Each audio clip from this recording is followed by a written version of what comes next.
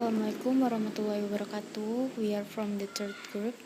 We will explain about correlation analysis, and I will introduce our group.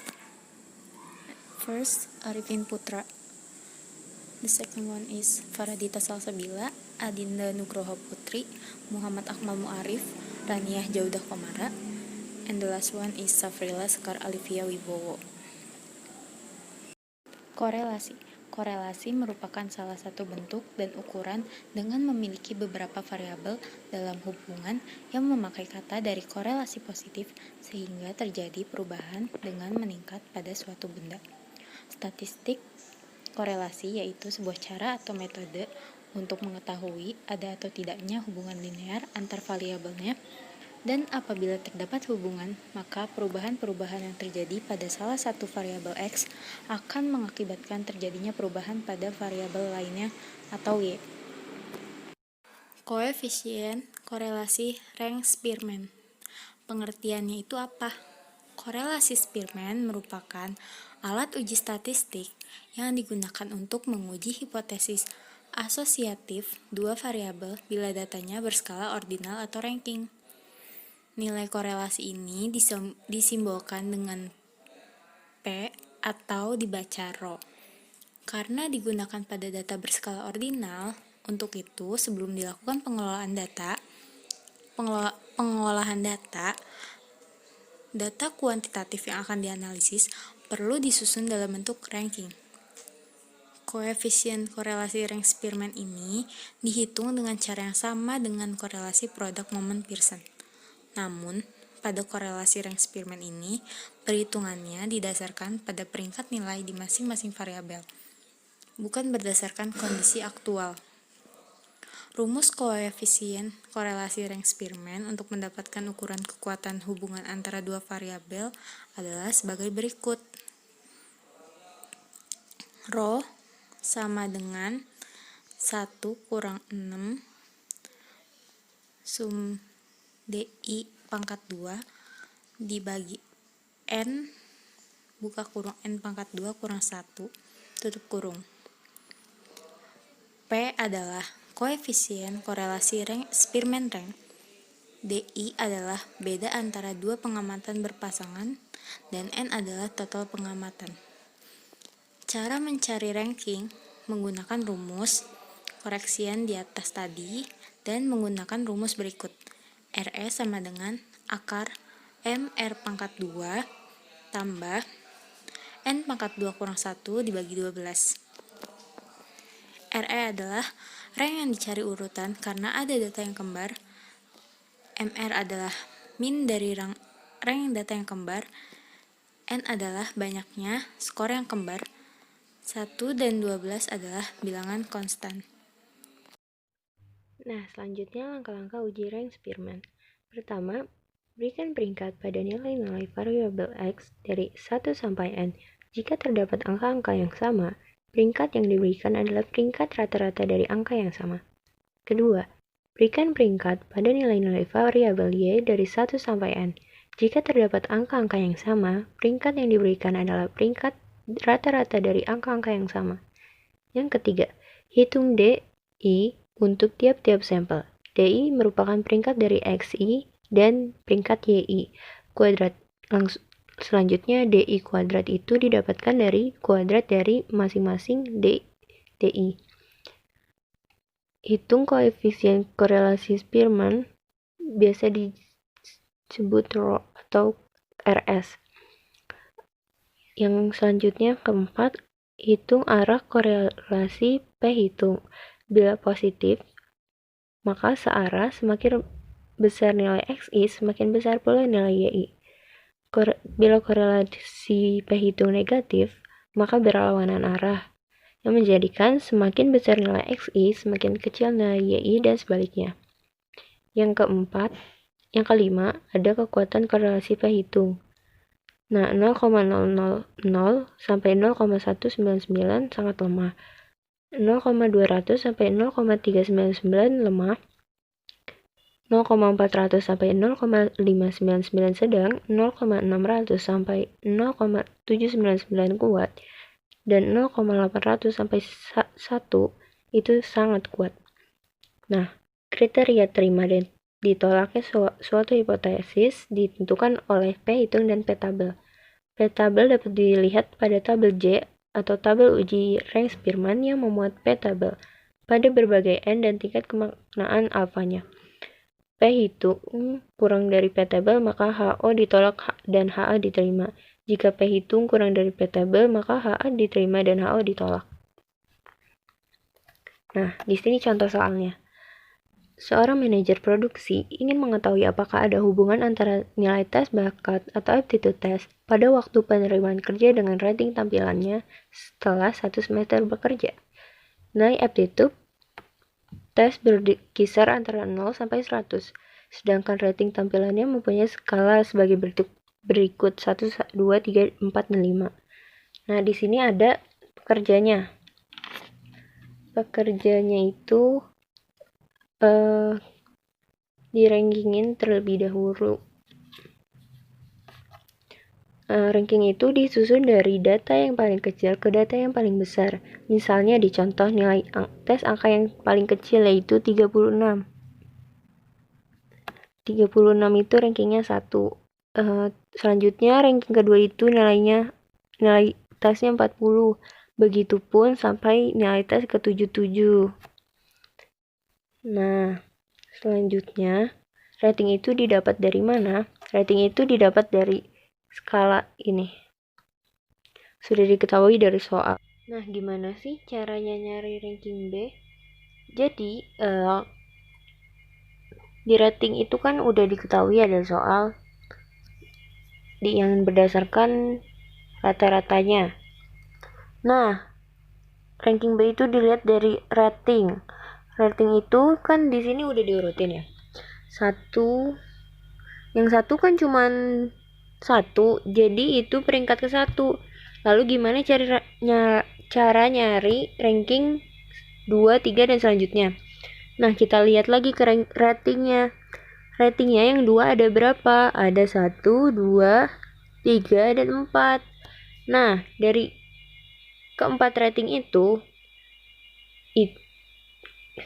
untuk penempatan ranking ke-2, 3, 4, dan 5. Jadi caranya adalah ranking ke-2 tambah 3 tambah 4 tambah 5 yang hasilnya 14 dibagi dengan 4. 4 itu kan karena ada 2-nya ada 4. Jadi keluarlah muncul angka 3,5.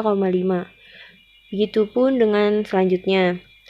Nah, gimana cara nyari DI? DI itu adalah selisih dari X min Y atau selisih dari ranking A ke ranking B. Jadi di sini 9 dikurang 10,5 itu hasilnya minus 1,5. Lalu selanjutnya 3 dikurang 3,5 yang hasilnya minus 0,5. Dan seterusnya. DI kuadrat itu adalah hasil dari kuadrat DI atau kuadrat dari selisih X min Y atau rank A min B. Nah, habis itu dapatlah sigmanya, sigma DI kuadrat hasilnya 771 itu perjumlahan dari seluruhnya. Nah, di sini ada rank Spearman ya rumusnya. Yang rumusnya itu tadi sudah dijelaskan oleh Rania yang 1 min 6 sigma D kuadrat per N kali N kuadrat minus 1. Nah, di sini 1 minus 6 kali sigma D kuadrat yang tadi sudah ada di tabel 771 dibagi 20 pangkat 3 dikurang 20 sama dengan 0,4203. Jika menggunakan faktor koreksi, sigma T1 sama dengan 0 karena tidak ada nilai yang sama pada variabel nilai tes, sedangkan untuk variabel rating, sigma T2 sama dengan 90, nilai 2 adalah 4, nilai 3 adalah 10, nilai 4 adalah 3, dan nilai 5 adalah 2. Sehingga nilai RS adalah sebesar 2 dalam kurung 20 pangkat 3 dikurang 20 per 12 dikurang 0 dikurang 90 dikurang 771. dibagi kuadrat 20 pangkat 3 minus 20 per 12 dikurang 0 dikali 20 pangkat 3 dikurang 20 per 12 dikurang 90. Nah, uji untuk menentukan adanya hubungan antara dua variabel ditentukan HO versus H1.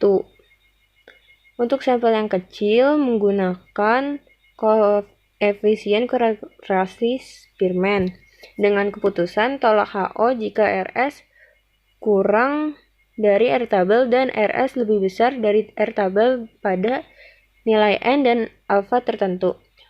Untuk sampel besar dapat didekati dengan distribusi normal, yaitu Z sama dengan RS minus 0 per 1 per kuadrat N akar N minus 1 sama dengan RS akar N minus 1 dengan daerah tolak Z kurang dari minus Z alfa per 2 atau Z lebih besar dari Z alfa per 2. Kemudian yaitu koefisien korelasi Pearson.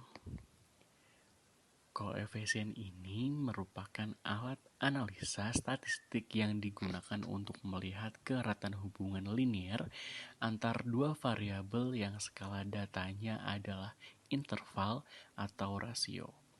Rumus yang biasanya digunakan dalam korelasi Pearson ini antara variabel X dan Y adalah sebagai berikut, di mana Rx merupakan koefisien korelasi. Kemudian Rx ini bertanda positif atau negatif dan berada pada rentan min 1 sampai 1 dan 1 sampai 1. Jika Rx mendekati min 1 sampai dengan 1 atau 1 sampai dengan 1, maka hubungan keeratan dua variabel semakin kuat. Namun beda halnya dengan apabila jika Rx ini bernilai 0, maka hubungan keeratan dua variabelnya akan semakin lemah. Contoh dari perhitungannya adalah sebagai berikut. Soal pertama. Pasangan data X dan Y adalah 1,2, 5,4, 4,6, 2,4, dan 3,2. Hitunglah koefisien korelasi antara X dan Y tersebut. Koefisien korelasi RXY dihitung dengan rumus koefisien korelasi yang sudah diberikan di atas. Nilai komponen yang dibutuhkan dalam rumus di atas adalah N, sigma, N, XI, N, sigma I sama dengan 1, Y, I, N, sigma I sama dengan 1, X1, Y1, N, sigma I sama dengan 1, X1 kuadrat, dan N, sigma I sama dengan 1, Y, I kuadrat. Untuk mendapatkan nilai komponen tersebut, dapat menggunakan tabel seperti ini, di mana X diisi dengan 1, 5, 4, 2, dan 3. Y, 2, 4, 6, 4, dan 2. Kemudian apabila dijumlahkan secara menurun, hasil dari X sama dengan 15, Y sama dengan 18, kemudian pada baris dan kolom berikutnya adalah X dikali Y. 1 dikali 2 sama dengan 2. 5 dikali 4 sama dengan 20. 4 dikali 6 sama dengan 24, dan seterusnya. Kemudian pada kolom dan baris berikutnya adalah X kuadrat. 1 kuadrat sama dengan 1, 5 kuadrat sama dengan 25, dan 4 kuadrat sama dengan 16, dan berikutnya. Y kuadrat 2 kuadrat sama dengan 4, 4 kuadrat sama dengan 16, 6 kuadrat sama dengan 36, dan seterusnya. Kemudian pada kolom dan baris terakhir, setiap kolom dijumlahkan.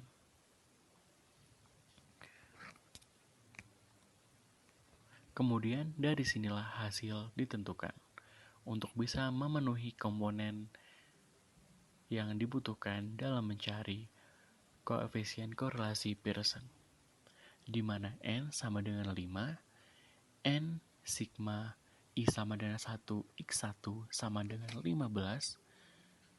N sigma I sama dengan 1, Y1 sama dengan 18, N sigma I sama dengan 1, X1 dikali Y1 sama dengan 60,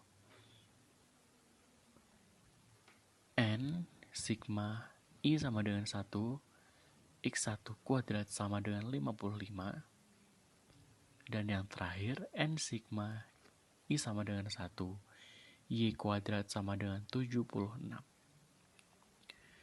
Kemudian dimasukkan ke dalam rumus yang sudah dijelaskan di awal, sehingga akan menjadi seperti demikian. RXY sama dengan N atas sigma I sama dengan 1, X1 dikali Y1 dikurangi N sigma I sama dengan 1, X1 dan dikali N sigma I sama dengan 1, Y1.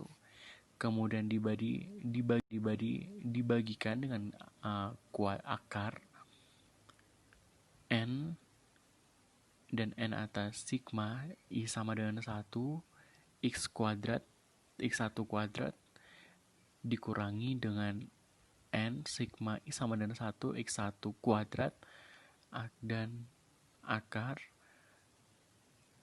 N yang sama dengan 5, kemudian N sigma Y1 kuadrat dikurangi N sigma Y1 dan dikuadratkan. Kemudian akan muncul 5 dikali 60 dikurangi 15 dikali 18 dibagi akar 5 dikali 55 dikurangi 15 kuadrat, akar 5 dikali 76 dikurangi 18 kuadrat. Hasilnya adalah 300 dikurangi 270 dibagi 7,07 dan 7,48. Hasilnya adalah 0,57. Nilai koefisien korelasi Pearson adalah 0,57, yang artinya terdapat hubungan yang cukup kuat dan positif antar variabel X dan variabel Y. Dan hal ini memenuhi kriteria ataupun memenuhi syarat dari koefisien korelasi Pearson.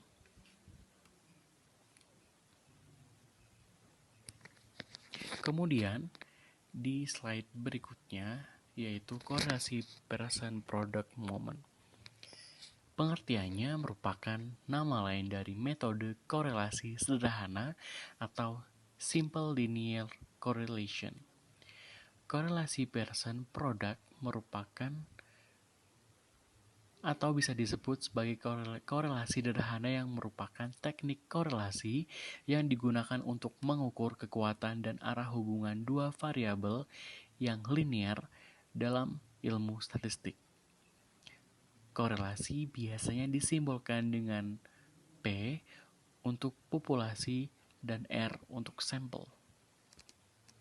Dan definisinya secara garis besar adalah ukuran korelasi P linear di antara dua variabel X independen dan Y independen. Diduga dengan sampel koefisien korelasi R yang dirumuskan sebagai berikut. R sama dengan N sigma N. Dan teman-teman bisa melihat sendiri Ini rumusnya, dan apabila diperlukan bisa disimpan dan di-screenshot untuk keperluan mendatang. Kemudian, pada dasarnya dalam korelasi person product moment hanya digunakan untuk dua variabel saja. Jika lebih dari dua variabel, maka dapat digunakan dengan menggunakan korelasi berganda atau dengan menggunakan pendekatan analisis seragam. Ditinjau dari segi arah korelasi, apabila hasil koefisien korelasi bernilai positif, maka memiliki dua arti, yaitu apabila nilai variabel ditingkatkan, maka akan meningkatkan nilai variabel yang ada. Apabila nilai variabel diturunkan, maka akan menurunkan nilai variabel yang lain. Kemudian, apabila hasil koefisien korelasi bernilai negatif, maka memiliki dua arti pula. Yang pertama, nilai variabel ditingkatkan, maka akan menurunkan nilai variabel yang lain. Dan apabila nilai variabel diturunkan, maka akan meningkatkan nilai variabel yang lain. Jadi, selanjutnya ada korelasi ganda. Korelasi ganda merupakan angka yang menunjukkan arah dan kuatnya hubungan antara dua variabel independen secara bersama-sama atau lebih dengan satu variabel dependen. Sebagai contoh, penelitian yang berjudul Hubungan Tingkat Percaya Diri dan Motivasi Belajar dengan Prestasi Belajar Bahasa Inggris, pada penelitian tersebut menanyakan hubungan secara bersama-sama antara tingkat percaya diri dan motivasi belajar dengan prestasi belajar bahasa Inggris mempunyai rumus korelasi ganda dua variabel adalah sebagai berikut. Jadi rumusnya bisa kalian lihat ya di situ, di mana RY X1 kali X2 adalah korelasi antara variabel X1 dengan X2 secara bersama-sama dengan variabel Y. Lalu R kuadrat Y X1 adalah korelasi produk momen antara X1 dengan Y. Selanjutnya, R kuadrat Y X2 adalah korelasi produk momen antara X2 dengan Y. Dan yang terakhir, R X1 kali X2 adalah korelasi produk momen antara X1 dengan X2. Jadi, untuk dapat menghitung korelasi ganda, maka harus dihitung terlebih dahulu korelasi sederhananya dulu melalui korelasi produk momen dan person. Selanjutnya, di sini ada contoh soal korelasi ganda. Jadi contoh soalnya, dilakukan penelitian ada tidaknya hubungan antara tingkat percaya diri dan motivasi belajar dengan prestasi belajar bahasa Inggris kelas 10 SMA Tirta. Untuk keperluan tersebut, maka telah dilakukan pengambilan data terhadap 10 responden yang diambil secara random berdasarkan 10 responden tersebut diperoleh data tentang hasil tingkat percaya diri atau X1, motivasi belajar atau X2, dan prestasi belajar bahasa Inggris atau Y sebagai berikut. Jadi kalian bisa lihat di tabel 6.2, di situ ada data hasil tingkat percaya diri X1, motivasi belajar X2, dan prestasi belajar bahasa Inggris Y. Itu tabelnya udah lengkap banget. Jadi bisa kalian perhatikan ya. Nah, di sini ada solusinya. Jadi yang pertama tuh menentukan hipotesis. H0 atau P sama dengan 0 adalah tidak ada hubungan antara tingkat percaya diri dan motivasi belajar dengan prestasi belajar bahasa Inggris. Selanjutnya, H1 atau P tidak sama dengan 0 adalah ada hubungan antara tingkat percaya diri dan motivasi belajar dengan prestasi belajar bahasa Inggris. Untuk selanjutnya akan dijelaskan oleh rekan saya. Nah, selanjutnya kita masuk ke korelasi berganda untuk melanjutkan dari soal nomor sebelumnya itu di slide 10, yakni yang kedua ada tingkat signifikansi dengan tarif 0,05 atau 5%. Yang ketiga ada uji statistik dengan rumus sebagai berikut. R Y X1 X2 sama dengan akar dari R kuadrat YX1 ditambah R kuadrat YX2 dikurang 2 kali R YX1 dikali R YX2 dikali R X1 X2 per 1 dikurang R X1 X2 dengan R XY sama dengan N dikali sigma XY1 dikurang sigma X1 dikali sigma Y1 per akar dari N dikali sigma X1 kuadrat dikurang X1 kuadrat dikali N sigma Y1 kuadrat dikurang Y1 kuadrat.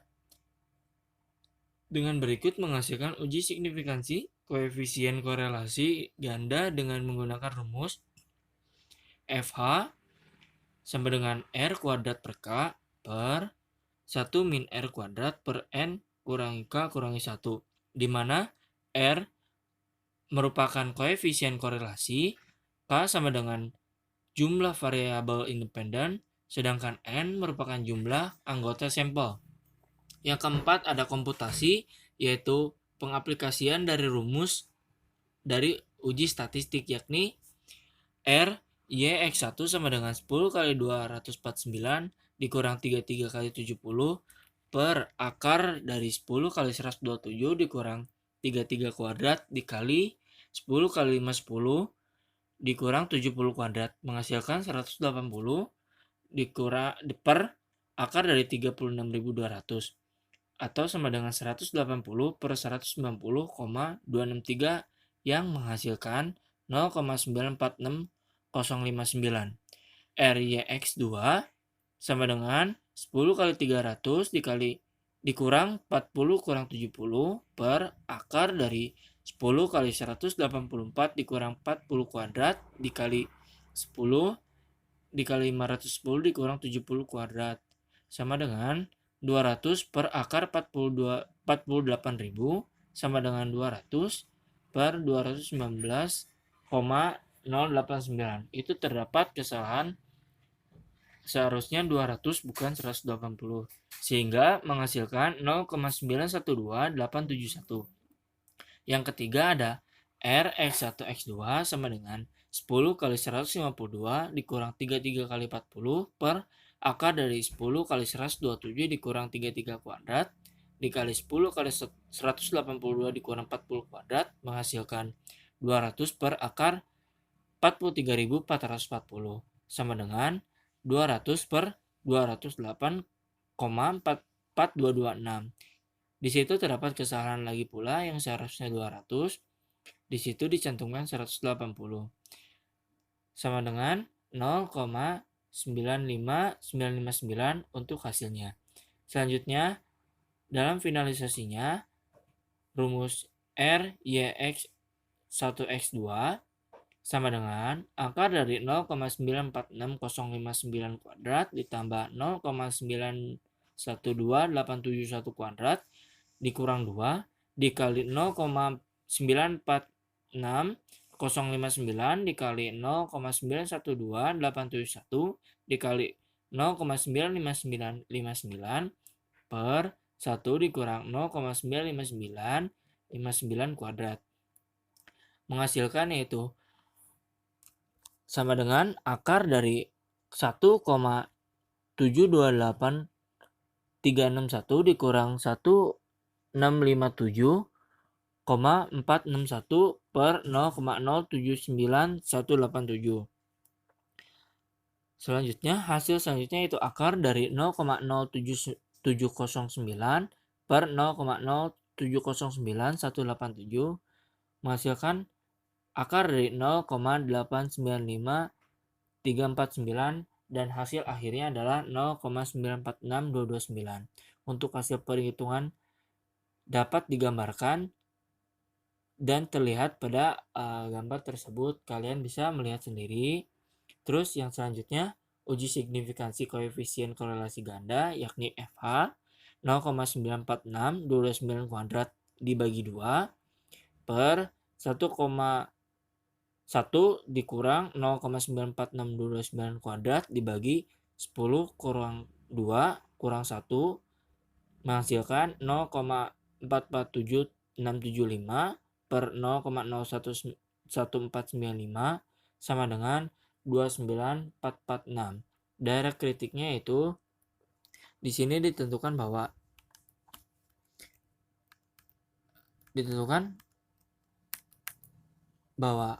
F 0,05 2,7 sama dengan 4,74 dk sama dengan F lebih dari 0, tarif X1 X2 sehingga dk F sama dengan lebih dari 4,74 atau 29,9446 dk. Nah, untuk yang tahap ke-6 yaitu keputusan uji H0 ditolak. Yang terakhir adalah kesimpulannya, yakni ada hubungan yang signifikan atau dapat diberlakukan untuk populasi di mana sampel diambil antara tingkat percaya diri dan motivasi belajar dengan prestasi belajar bahasa Inggris. Untuk selanjutnya, kita memasuki slide mengenai pengertian koefisien determinasi. Koefisien determinasi ini sebetulnya sangat mudah untuk dideteksi apabila koefisien korelasi berganda ini sudah diketahui lebih dahulu atau R-nya itu sudah diketahui dahulu. Karena koefisien determinasi ini disimbolkan dengan R kuadrat yang merupakan proporsi variabilitas dalam suatu data yang dihitung didasarkan pada model statistik. Dalam definisi lain, menyebutkan bahwa R kuadrat merupakan rasio variabilitas nilai-nilai yang dibuat model dengan variabilitas nilai data asli. Dalam regresi R kuadrat, ini dijadikan sebagai pengukuran seberapa baik garis regresi mendekati nilai data asli yang dibuat model. Jika R kuadrat sama dengan 1, maka angka tersebut menunjukkan garis regresi cocok dengan data sempurna. Selanjutnya, ada contoh soal mengenai koefisien determinasi. Koefisien determinasi ini, seperti yang sudah dijelaskan sebelumnya di slide 12, merupakan kuadrat dari koefisien korelasi atau R kuadrat. Mengapa demikian? Karena koefisien ini menjadi koefisien penentu di mana varians yang terjadi pada variabel dependen dipengaruhi sebesar R kuadrat oleh variabel independen. Kita mengambil contoh pada data yang atau koefisien korelasi berganda yang sudah diketahui yakni R sama dengan 0,9129. Untuk menentukan koefisien determinasinya yakni R kuadrat sama dengan 0,9129 kuadrat menghasilkan 0,83. Artinya, besarnya pengeluaran sebesar 83% dipengaruhi oleh pendapatan, sedangkan sisanya 17% dipengaruhi oleh variabel atau faktor lain, sehingga pengeluaran tersebut tidak dapat diduga 100%. Kenapa di sini menggunakan persen? Karena pada rumus selanjutnya terdapat pernyataan bahwa R kuadrat dikali 100% untuk mengetahui berapa persen bagian atau misalnya pengaruh yang terdapat pada suatu faktor. Untuk mengetahui 17% yakni sistem awalnya 1 dikurangi R kuadrat atau 1 dikurangi 0,83 menghasilkan 0,17 lalu dikalikan dengan 100% sehingga memenuhi target 17% dipengaruhi oleh faktor lain. Nah, selanjutnya ada contoh pada SPSS 17. Jadi ini masih lanjutan materi sebelumnya yaitu koefisien determinasi. Jadi di sebelah kanan ini ada contoh dari tabel korelasi dari hasil output di jendela SPSS melalui output viewers. Jadi bagaimana sih cara menafsirkan tabel berikut? Nah, yang pertama, kita lihat dulu arti angka korelasinya. Nah, ada dua tanda dalam penafsiran korelasi melalui nilai koefisien, yaitu tanda plus dan minus, yang berhubungan dengan arah korelasi, serta menyatakan kuat tidaknya korelasi. Yang kedua, ada signifikasi hasil korelasi. Berdasarkan nilai signifikasi, kita bisa mengambil simpulan atas hipotesis dari HO sama dengan tidak ada hubungan atau korelasi antara dua variabel. Sedangkan H1 ada hubungan atau korelasi antara dua variabel. Nah, jadi uji yang dilakukan adalah dua sisi atau dua arah, atau bisa juga disebut tiled atau ekor. Dasar pengambilan keputusan berdasarkan probabilitas menggunakan kriteria. Yang pertama itu jika probabilitasnya lebih besar daripada 0,05 atau 0,01, maka HO diterima. Jika probabilitas kurang dari 0,05 atau 0,01, maka HO ditolak. Berdasarkan acuan penafsiran di atas, contoh perhitungan korelasi Pearson menggunakan data X1, X2, X3, dan Y, maka salah satu tafsiran yang dapat kita berikan adalah korelasi X1 dan Y memiliki nilai 0,342 yang dapat dikategorikan memiliki hubungan yang lemah. Dan berdasarkan uji signifikasi, hasil menunjukkan nilai 0,140 yang berarti asosiasi kedua variabel adalah tidak signifikan. Nah, sekian dari presentasi kami. Terima kasih atas perhatiannya dan sudah menonton sampai akhir. Wassalamualaikum warahmatullahi wabarakatuh.